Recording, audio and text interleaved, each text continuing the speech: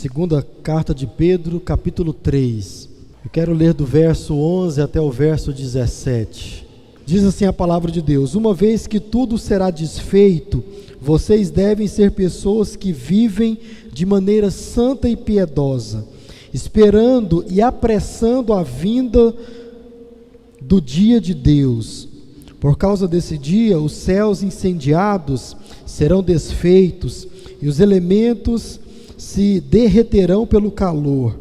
Nós, porém, segundo a promessa de Deus, esperamos novos céus e nova terra, nos quais habita a justiça. Por esta razão, amados, esperando tais coisas, esforcem-se para que Deus os encontre sem mácula, sem culpa e em paz. E considerem a longanimidade do nosso Senhor como oportunidade de salvação, como também o nosso amado irmão Paulo escreveu a vocês, segundo a sabedoria que lhe foi dada, ao falar a respeito desses assuntos, como de fato costuma fazer em todas as suas cartas. Nelas há certas coisas difíceis de entender, que aqueles que não têm instrução e são instáveis deturparão, como também deturparão as demais escrituras, para a própria destruição deles. Portanto, vocês, meus amados, visto que já sabem disso, tenham cuidado para que não sejam arrastados pelo erro desses insubordinados e caiam na posição segura em que estão. Amém, irmãos? Vamos orar? Senhor nosso Deus e Pai, obrigado a Deus pela oportunidade de ler a Tua Palavra com a Tua Igreja. Nos abençoe agora na compreensão dela e que o Senhor possa, ó Deus, nos alertar, nos orientar, consolar o nosso coração e despertar as nossas vidas, ó Deus, para uma vida piedosa ao lado do Senhor. Nós oramos no nome de Jesus. Amém. Nós estamos em um tempo de despedida, em um tempo de transição para um novo ministério, e nós cremos que, apesar de difícil ser esse tempo, doloroso, para nós também, para a vida da igreja, nós entendemos que é necessário, porque, como já falamos aqui na nossa reunião, nós estamos debaixo da vontade de Deus, temos absoluta certeza disso, e desejamos que Deus venha nos abençoar, tanto a nós, como família pastoral, como ministério, e também a igreja que fica e que Deus cuida. O pastor Rubens disse para mim, o mesmo Deus quem cuida da igreja é quem cuida do pastor. Por isso as coisas sendo feitas de maneira correta, o processo sendo feito limpo, não há do que temer, porque Deus vai cuidar tanto de nós como também da igreja. Irmão, se tem uma coisa que eu tenho provado e tenho aprendido, é que ministério pastoral, sem dúvida, é um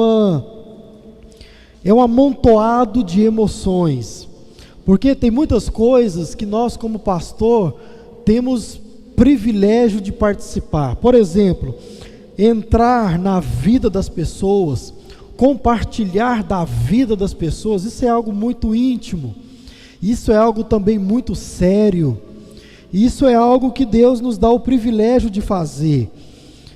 É uma das partes mais lindas do ministério pastoral. A primeira delas, com certeza, é pregar a palavra de Deus. E pregar a palavra de Deus para pessoas em determinados lugares, nas mais variadas situações.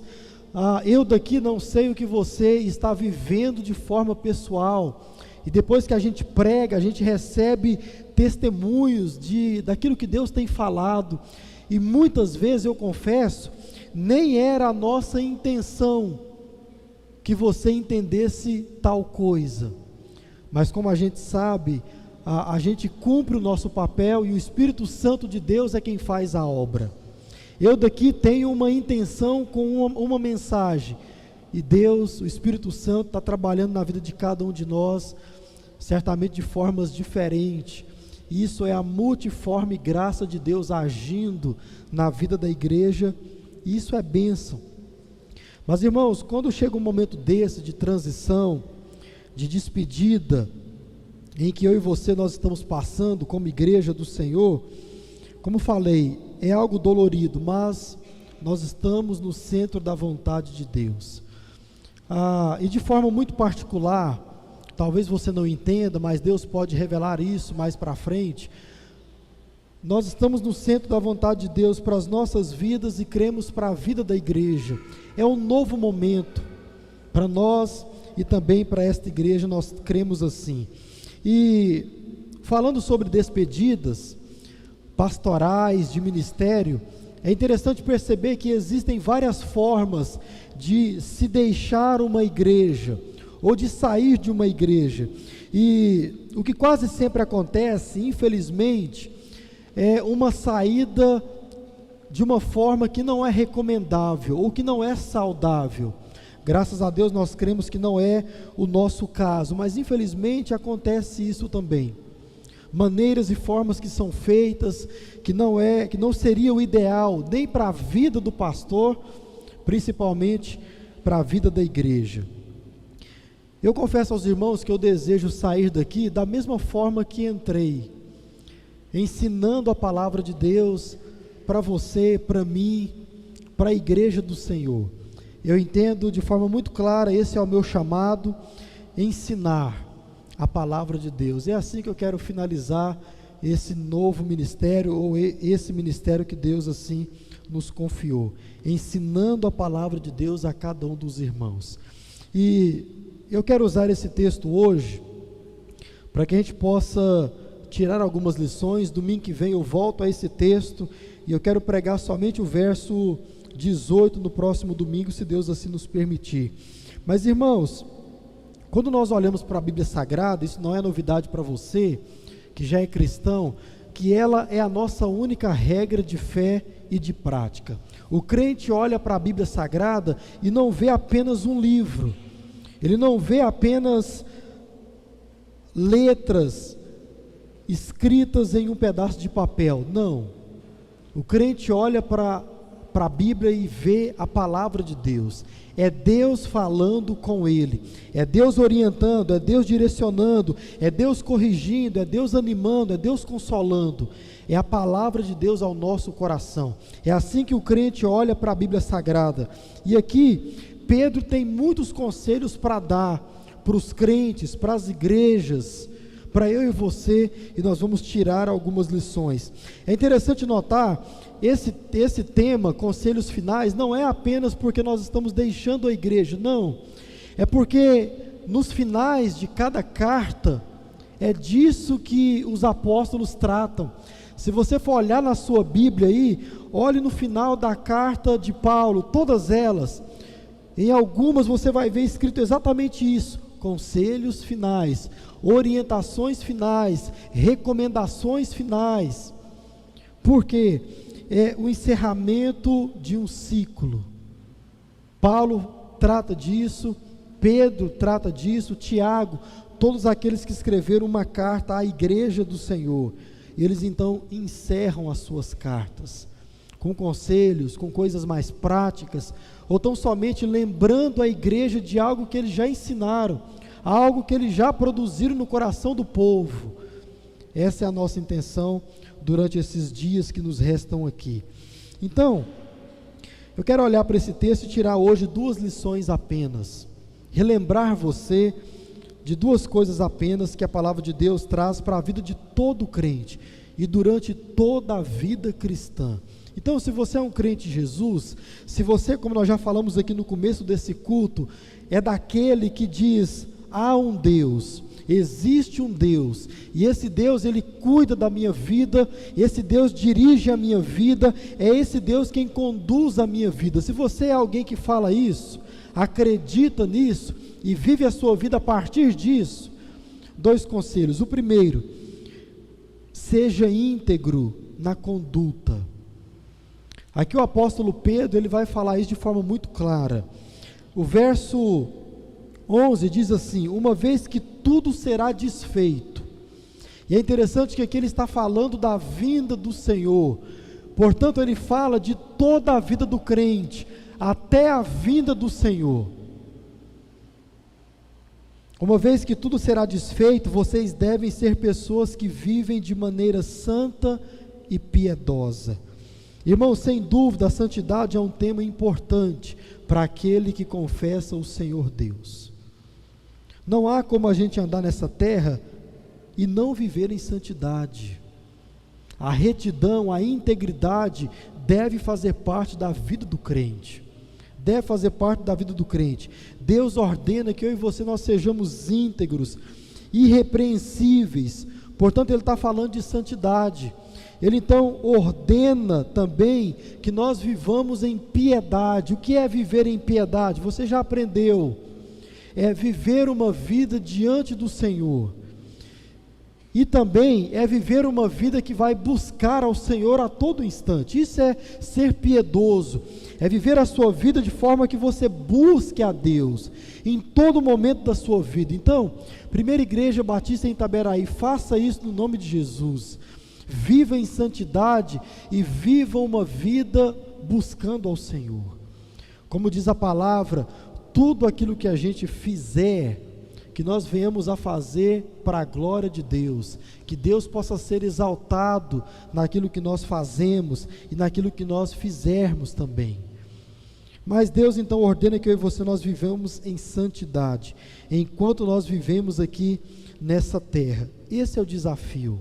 E uma coisa interessante que esse texto fala, como Pedro está falando da volta de Jesus, da segunda vinda de Jesus, ele fala, irmãos, que viver em santidade para o crente é uma forma de agradar a Deus, mas mais que isso, é uma forma do crente mostrar ao mundo como será a vida celestial, como será o céu, como será esse novo céu e essa nova terra que ele disse aqui.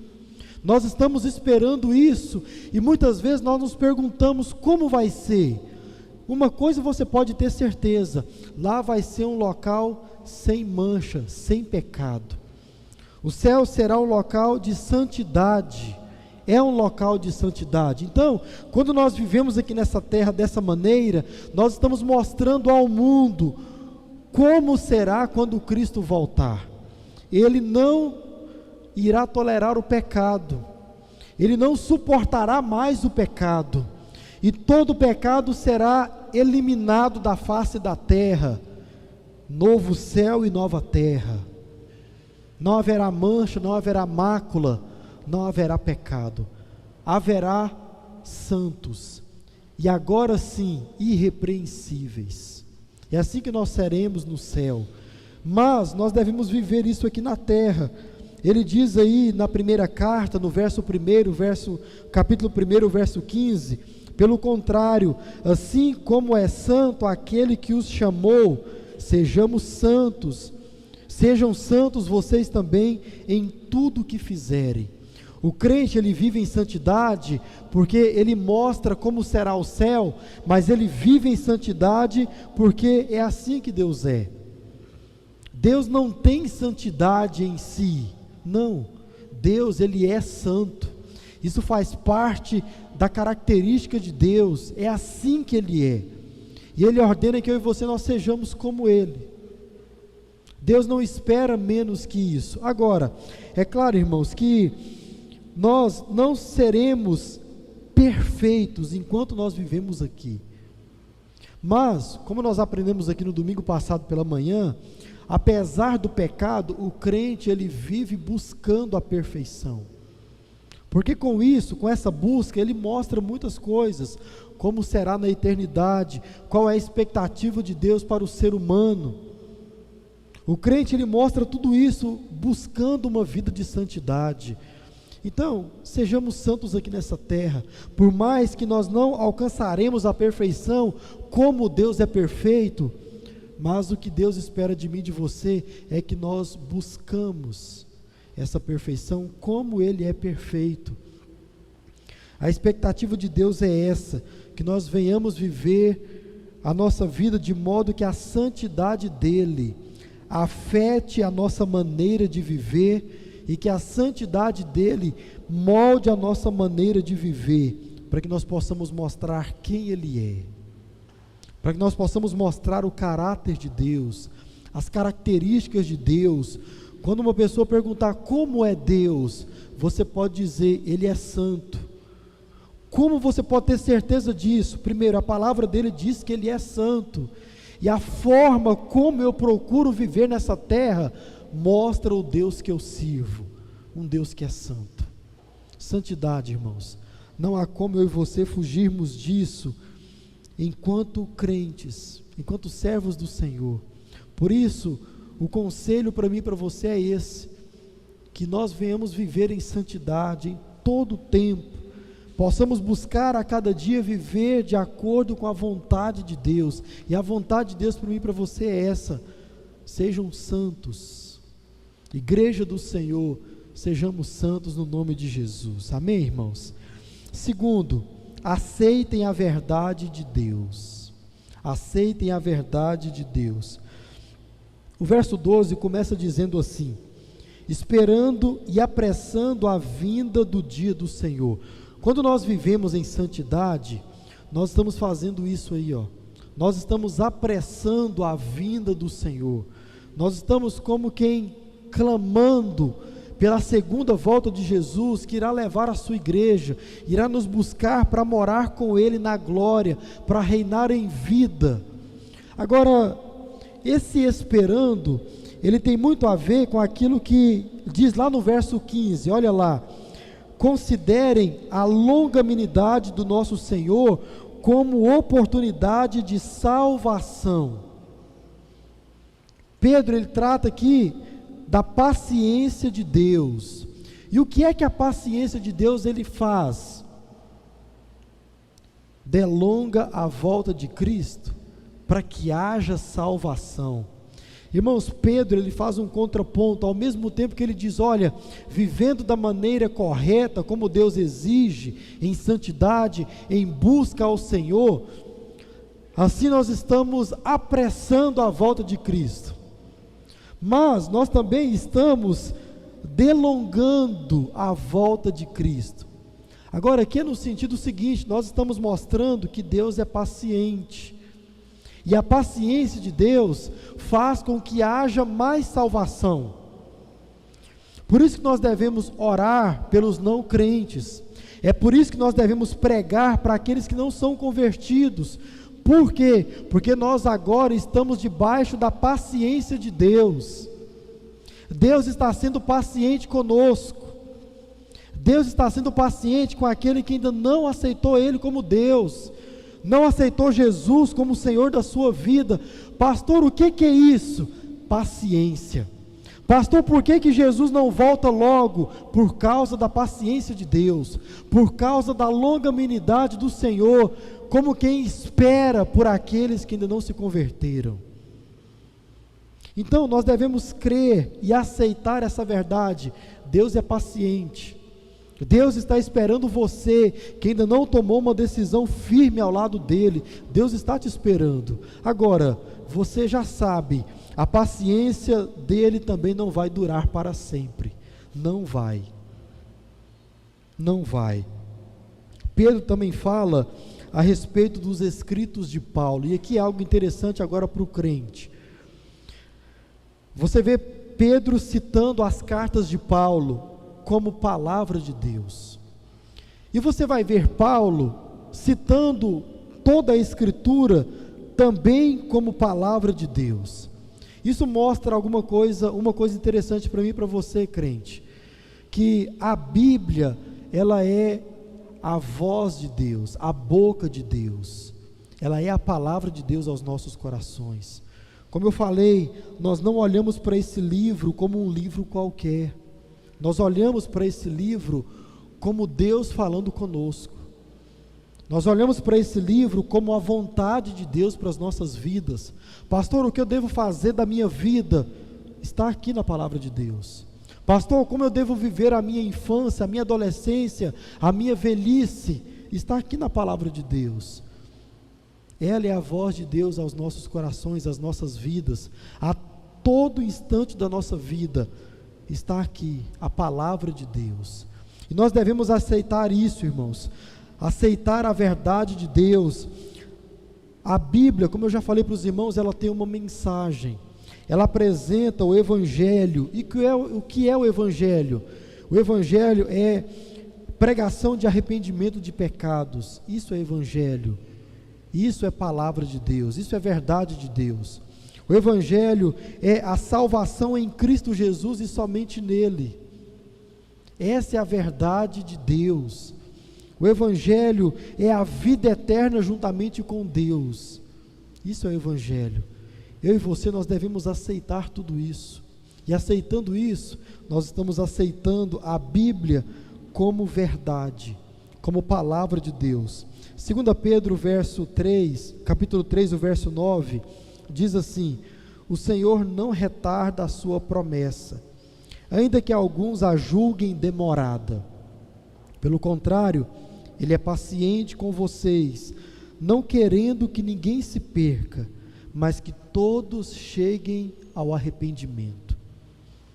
A verdade de Deus é arrependimento.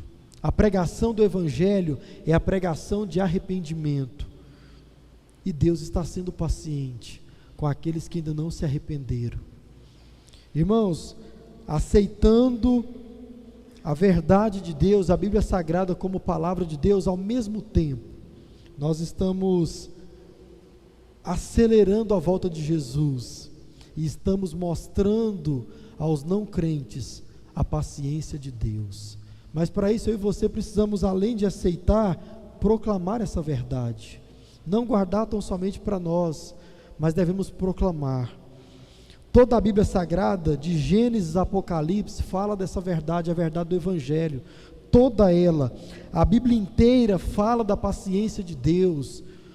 Toda a Bíblia fala da paciência de Deus. Na criação, Deus falava dessa verdade. Os patriarcas falaram, mostraram essa verdade.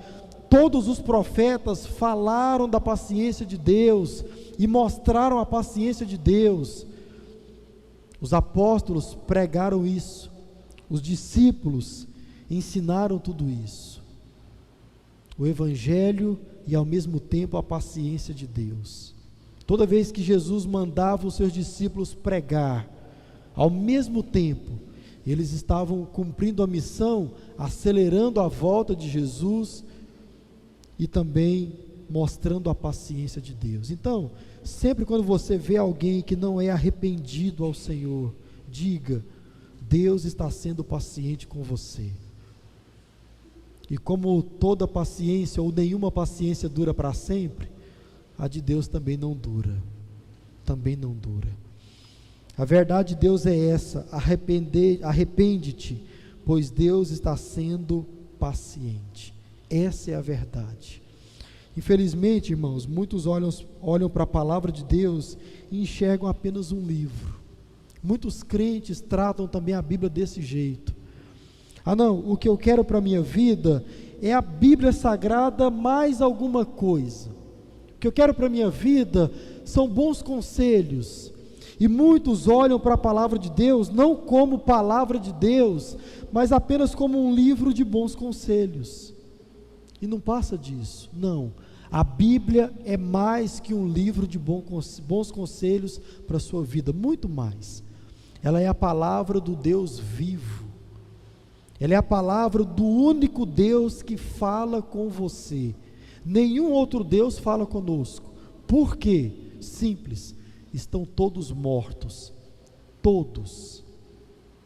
Portanto, não podem falar. Não podem ouvir você. Deus sim, porque Ele está vivo. Então, irmãos, que sempre quando você olhar para esse livro, veja nele a palavra de Deus, sempre. Caminhe a sua vida cristã olhando para a Bíblia como palavra de Deus, porque a própria Bíblia Sagrada nos encoraja a olhar para ela dessa forma. Paulo diz que toda a Escritura é inspirada por Deus e foi dada por Deus ao homem. E assim nós devemos fazer. Duas coisas para a gente praticar. Primeiro, diga não ao pecado. Preste atenção numa coisa que eu vou falar para você, isso é algo muito sério. No fim das contas, você consegue viver uma vida de santidade dizendo não ao pecado. todas as demais formas de graça de Deus nos ajudam a isso, ler a palavra de Deus, orar, buscar ao Senhor, mas no fim das contas, quando é que você mostra que você é santo? Quando você diz não ao pecado. Irmãos, essa é uma questão tão interessante que, quando o pecado chega diante de nós, nós temos aqui duas oportunidades, não mais e não menos. O pecado chegou diante de você, a forma como você vai lidar, vai mostrar se você vai agradar a Deus, ou vai dizer como o salmista citou, não, esse Deus não existe. Porque quando o pecado está diante de nós, ou nós podemos agradar a nossa carne, ou nós podemos agradar o nosso ego, ou nós podemos participar de desejos momentâneos, e assim desagradar a Deus, ou nós podemos ver nessa oportunidade, quando o pecado está diante de nós, uma oportunidade para agradar a Deus, dizendo não ao pecado. Toda proposta pecaminosa, existe ali duas oportunidades, ou você vai dizer não ao Senhor, desagradar ao Senhor, ou você vai agradar ao Senhor dizendo não ao pecado. Então, lembre-se disso, o pecado chegou diante de você. Preguei há muito tempo atrás um sermão que se chama A Anatomia do Pecado, está lá no YouTube, e você vai ver as fases que o pecado tem. Ele vai chegar na nossa frente, e vai ter um momento que eu e você nós vamos escolher, o que eu faço a partir de agora? Mostro santidade ou desagrado ao Senhor? Lembre-se disso. Um bom estímulo para vencer o pecado é olhar para ele como oportunidade para agradar a Deus. É um bom estímulo para você vencer o pecado. Pastor, o pecado é difícil demais de vencer. Concordo. Mas uma boa forma de você vencê-lo é dizer, opa, está aqui um bom momento para eu poder agradar ao Senhor, para mostrar que eu vivo em santidade. Diga não para o pecado. Segundo, confie nas Escrituras Sagradas. Confie. Pedro afirmou que os escritos de Paulo era a palavra de Deus. Paulo disse que toda a Bíblia é a palavra de Deus. Irmãos, nós precisamos confiar nisso. Sabe por quê? Tem momentos da nossa vida que palavra humana nenhuma vai servir. Você já provou disso. Tem momentos da nossa vida que não serve um pastor, não serve um conselheiro, nada serve. O que serve é a Bíblia Sagrada. É os conselhos que aqui estão, é as orientações que aqui estão. Nós passamos por esses momentos. Essa semana eu conversei com alguém nessa condição. Eu falei, irmã, eu não sei o que falar para a senhora, não sei o que dizer. Abrimos a Bíblia, lemos um texto, oramos e eu fui embora para casa. Por quê? É a palavra de Deus, é a Bíblia Sagrada. Então confie nisso. Ela serve para todos os momentos da nossa vida, todos. Para os nossos momentos de angústia, de tribulação, de provação, de luta e os nossos momentos de alegria. Confie na Bíblia Sagrada como palavra de Deus. E assim nós iremos praticar essa mensagem que nós acabamos de ouvir. Então, vivamos em santidade e que eu e você a todo instante nós possamos acreditar que a Bíblia, ela é a palavra de Deus. Irmão, se você não partir desse princípio, que a Bíblia é a palavra de Deus, no nome de Jesus, eu digo que você está perdendo tempo, quando você abre a sua Bíblia e lê a sua Bíblia, está perdendo tempo, não servirá para nada, se você não olhar para a Bíblia Sagrada e dizer o seguinte, eu vou ler a palavra de Deus, vou meditar na palavra de Deus, aquilo que será gerado em mim, será a vontade de Deus pela palavra de Deus. A partir disso, aí sim as coisas farão sentido, aí sim você vai conseguir rumar a sua vida, conduzir a sua vida com sentido e debaixo da orientação de Deus. Mas lembre-se, olhe para esse livro como palavra de Deus. Amém, meus irmãos?